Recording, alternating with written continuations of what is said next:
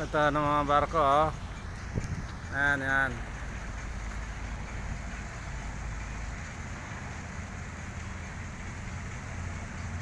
Yan.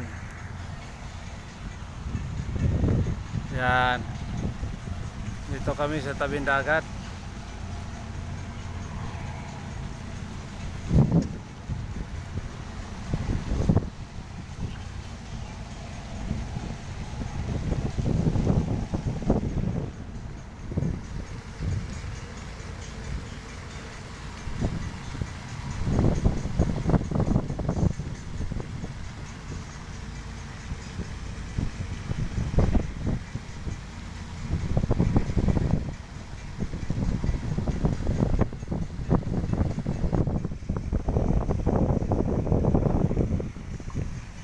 Side na naman kami.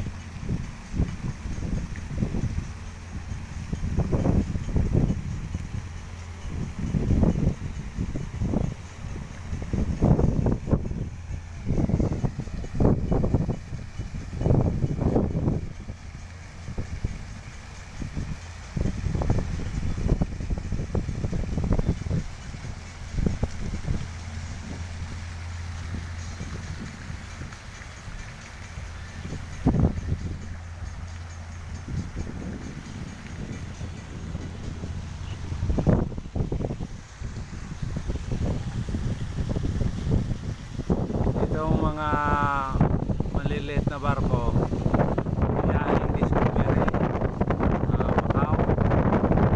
Yan.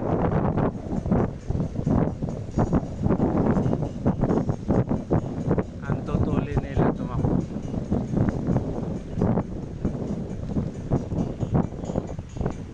Dito kami nagja-jogging at sa tabing dagat.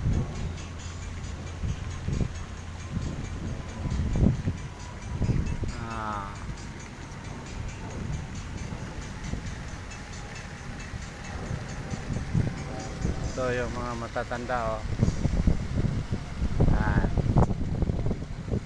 Yung mga matatanda na yan, mga tatambay na dito kasi mga pensyonado ng Hong Kong na ito.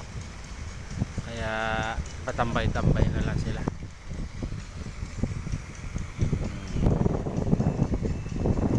Mga pensioner na ito. Ano, kumukuha na ng buwan-buwan ng government ng Hong Kong. Kaya dito na lang sila nag-exercise sa tabing dagat. Ang sasarap na ng buhay nila.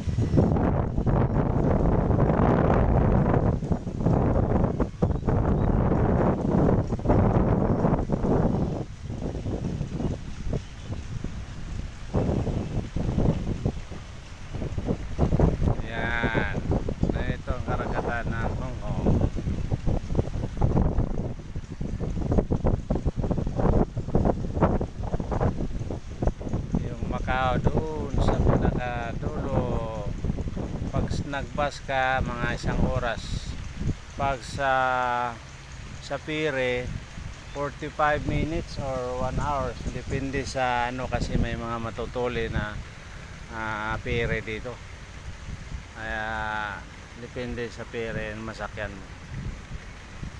Kami nagbus kami para medyo makatipid dahil ang bus 65 lang sa Pere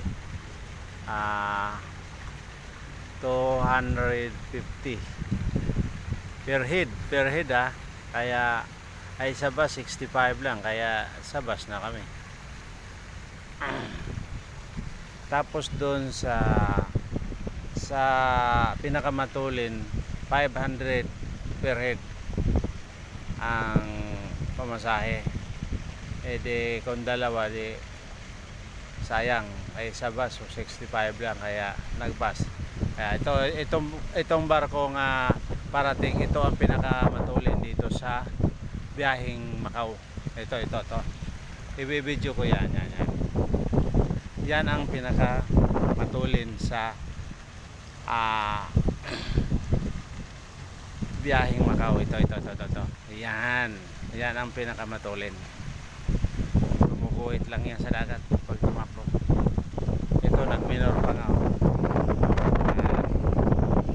Yan ang pinaka matulin na biyaheng Macau o Discovery.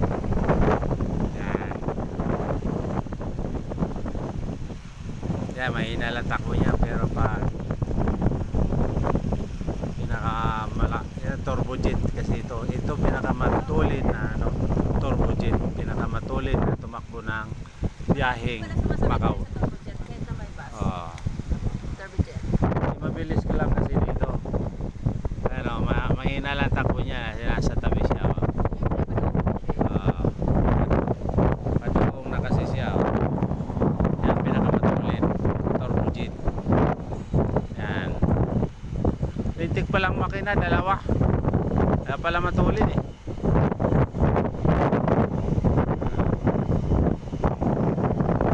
Tingnan mo naman sa puwita, no?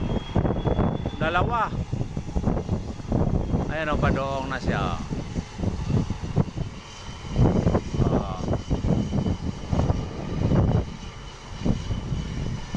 Kaya pala matulin eh.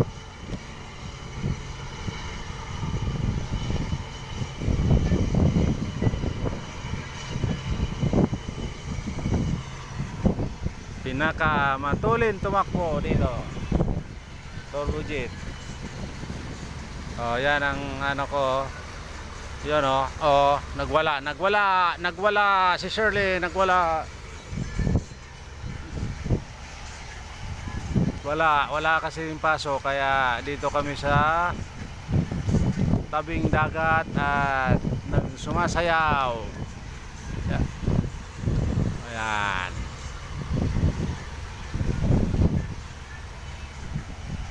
Okay, yan muna natin yung video at ako'y magpo-post up.